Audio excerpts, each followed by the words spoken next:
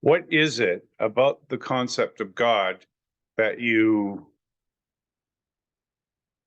don't like or stay away from?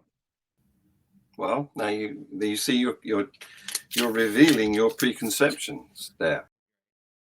Because I might ask you, what is it about fairies that you reject? See, in my mind, fairies are like, to compare fairies and a divine being are like, I understand where you're coming from, but from my perspective, you're not comparing apples to apples here.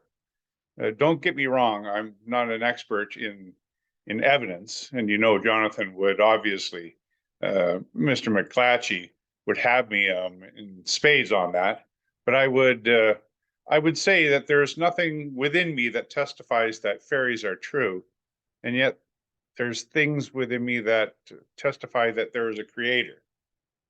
Well, now we're getting somewhere. Yeah. So you have pinpointed the reason. You want, in order to believe in fairies, you would want to have some evidence that they are true, that they are factual, and that's exactly how I feel about your God. I see. So you would believe that there's no evidence that there is a supernatural force or being or something other than what can be or evidenced in the world that we live in. Correct. What you have done there is you've painted a preconception which biases your very statement. You didn't say, I mean, we can play this back. You didn't say that I don't believe that there's some unnatural force, did you? Mhm. You said I don't believe that there's some supernatural force.